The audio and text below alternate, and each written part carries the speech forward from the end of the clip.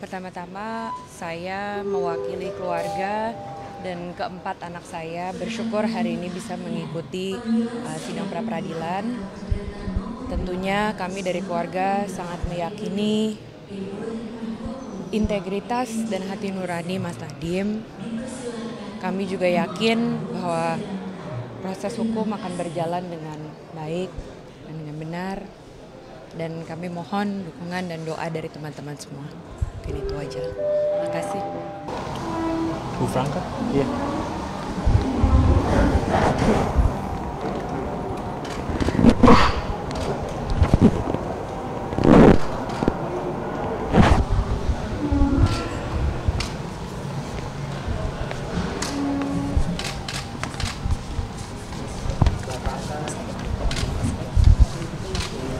Boleh sedikit, Mas? Ini kan sebelumnya kan Mas Nadiem ini masih di rumah sakit gitu, Mbak ya. Nah, Iya. ini saat ini kondisinya gimana? Kalau sudah keluar atau bagaimana, Mbak? Kami bersyukur sekali Mas Nadiem mendapatkan atensi medis yang baik sehingga sekarang sedang masih dalam proses pemulihan dari operasi yang pertama. Harapan kami tentunya doa saya Mas Nadiem bisa cepat kuat dan pulih sehingga bisa juga cepat mendapati operasi pembedahan yang kedua dan bisa menjalani proses hukum ini dengan sebaiknya dan sekuat-kuatnya. Jadi saya mohon doanya semoga semua pemulihan berjalan dengan baik dan sempurna. Saya mewakili keluarga dan keempat anak saya bersyukur hari ini bisa mengikuti sidang pra-peradilan. Tentunya kami dari keluarga sangat meyakini integritas dan hati nurani Mas Nadiem. Kami juga yakin bahwa proses hukum akan berjalan dengan baik dan dengan benar. Dan kami mohon dukungan dan doa dari teman-teman semua. Mungkin itu aja. Terima kasih.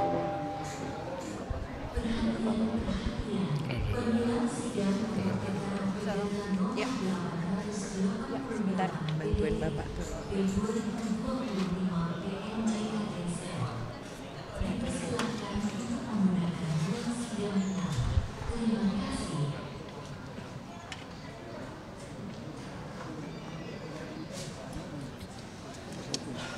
Oh ya.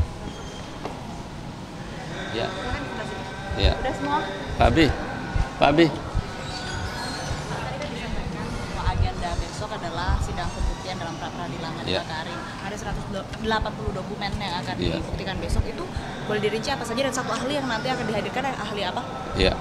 Jadi alat bukti itu adalah semua tindakan yang sudah dilakukan oleh Pak Nadiem pada saat menjabat sebagai menteri apa saja. Nah, ada 186 keputusan yang dibuat oleh Pak Nadiem. Nah, itulah perbuatan Pak Nadiem selama menjabat Menteri Pendidikan dan Kebudayaan dan Ristek.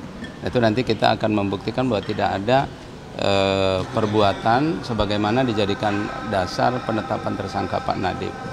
Oleh karenanya kami tadi menyesalkan bahwa pertanyaan-pertanyaan yang seharusnya itu dijawab ya, untuk memberikan penjelasan dasar penetapan tersangka tapi tidak dijawab oleh kejaksaan tadi. Itu yang pertama. Dan yang kedua juga berkaitan dengan kerugian negara tadi juga tidak direspon. Kita mempertanyakan berapa sebenarnya kerugian negara. Karena kerugian negara itu diatur secara limitatif harus nyata dan pasti. Nah, kemudian juga siapa yang mengeluarkan dan bagaimana menghitungnya itu tidak dijawab.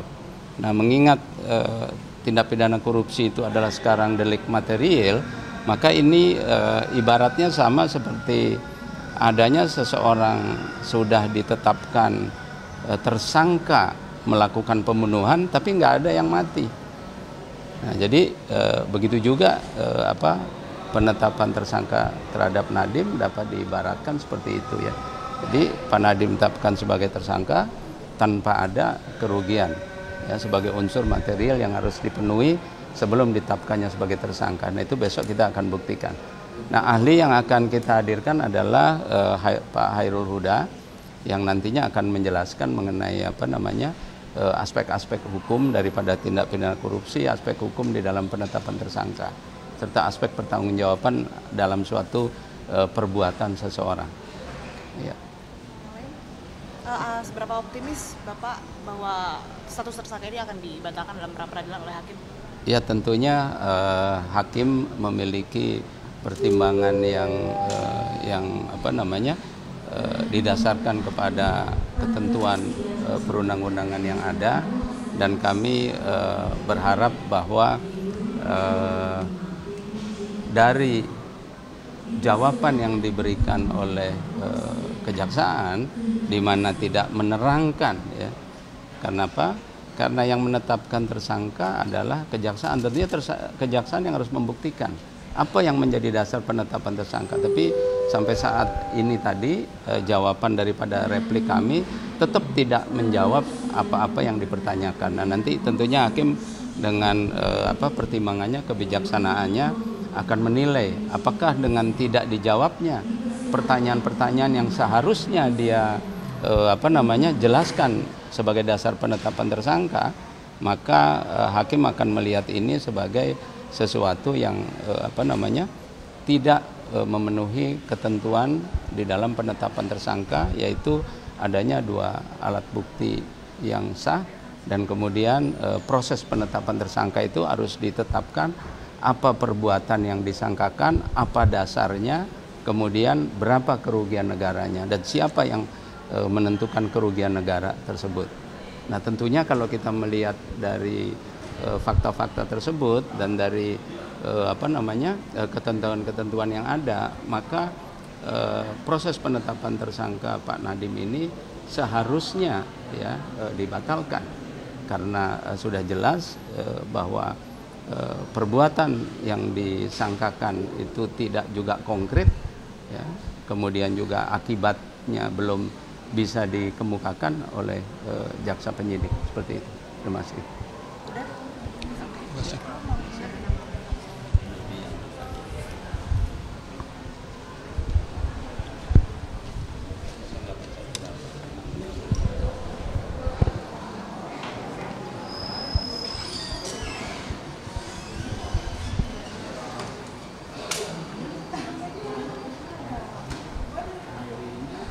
Bahwa sebenarnya dari termohon pada halaman 29 sampai 31 jawaban termohon yang dalam hal ini telah mendalilkan bahwasanya terhadap dalil pemohon yang menyatakan bahwasanya penetapan tersangka yang dilakukan oleh termohon tidak dasar pada alat bukti sebagaimana sudah tercantum dalam pasal 124 KUHP Jonto Putusan MKI nomor 21 tahun 2014 tidak bukti tempat yang menunjukkan bahwasanya pemohon mendapatkan pertambahan kekayaan atau keuntungan dan melakukan niat jahat, mensrea, harta disertai dengan hasil audit perhitungan kerugian negara yang bersifat nyata atau lolos dari instansi yang berwenang adalah bukan syarat untuk menetapkan seorang sebagai tersangka dalam tindak pidana korupsi dan sudah masuk dalam materi pokok perkara atau aspek material. Bahwa termohon dalam hal ini nyata-nyata sama sekali tidak memberikan tanggapan yang jelas terhadap permohonan yang diajukan oleh pemohon dalam perkara aku dengan alasan sebagaimana sudah disampaikan pemohon dalam permohonan pra-peradilan aku, bahwa pemohon menolak seluruh dari termohon pada halaman 31 sampai dengan 32 jawaban termohon yang dalam hal ini telah mendalilkan bahwa dalil pemohon mengenai tersangka tidak jelas karena tidak disertai dengan bukti permulaan adanya perbuatan mendukung dalam program digitalisasi pendidikan yang juga bukan merupakan bagian dari RPJMN 2020-2024 dan dalil program digitalisasi pendidikan tahun 2019-2022 yang merupakan objek perbuatan dan penetapan tersangka termohon terhadap pemohon tidak dalam RPJM telah masuk dalam materi pokok perkara atau aspek materi yang sepatutnya dibuktikan di pemeriksaan pokok perkara, bahwa termohon dalam hal ini nyata-nyata sama sekali tidak memberikan tanggapan jelas terhadap permohonan yang diajukan pemohon dalam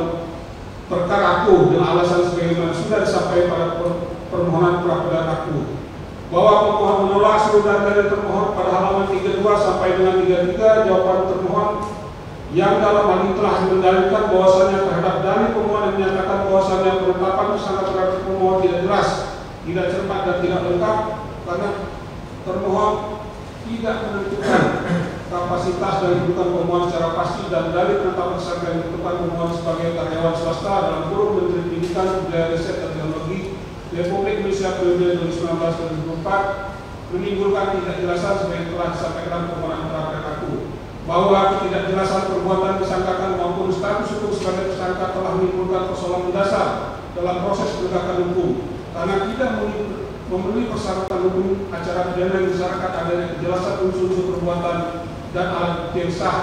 Ketidakjelasan tersebut menyebabkan tidak adanya dasar juridis yang kuat untuk melanjutkan proses pidana sehingga berpotensi menimbulkan pelanggaran terhadap hak-hak dasar seorang dan menghambat wujudnya azas kepastian hukum serta perlindungan terhadap hak asasi manusia. Bahwa prinsip legalitas dalam hukum pidana sebagaimana diatur pasal 1 ayat 1 KUHP mengharuskan bahwa suatu perbuatan dapat dipidana hanya apabila telah secara jelas dan dibuat undang-undang sebagai tindak pidana.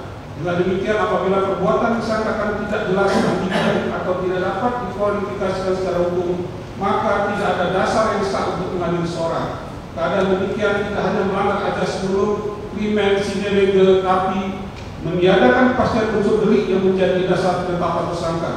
Selain itu, ketidakjelasan perbuatan disangkakan berimplikasi langsung terhadap sulitnya pembuktian dalam proses peradilan pidana.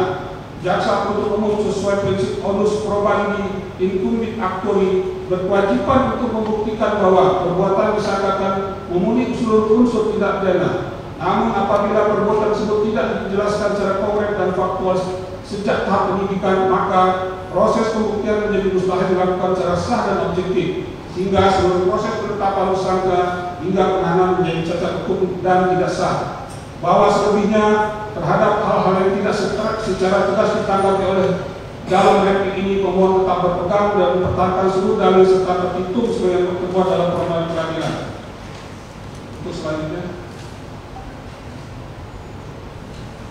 petitum bahwa berdasarkan seluruh uraian pemohon dikemukakan di atas, pemohon memohon kepada Yang Mulia Hakim pra Peradilan Aku agar berkenan untuk menjatuhkan putusan perkara aku sebagai berikut: mengadili dalam provisi mohon agar Hakim pra Peradilan mengabulkan seluruh provisi permohonan pra peradilan aku yang diajukan oleh pemohon sebagaimana diuraikan dalam permohonan pra peradilan pemohon tertanggal 22 September 2025. Dalam eksepsi, mohon agar Hakim pra Peradilan menolak seluruh eksepsi diajukan oleh pemohon. Dalam pokok perkara, mohon agar Hakim pra Peradilan mengabulkan seluruh permohonan pra peradilan aku yang diajukan oleh pemohon sebagaimana diuraikan dalam permohonan pra peradilan pemohon tanggal 22 September 2025. Atau apabila Hakim pra Peradilan yang bisa atau mengadil permohonan aku berpendapat lain, mohon putusan seadil-adilnya es aquo et nulum demi tegaknya keadilan berdasarkan ketuhanan Yang Maha Esa.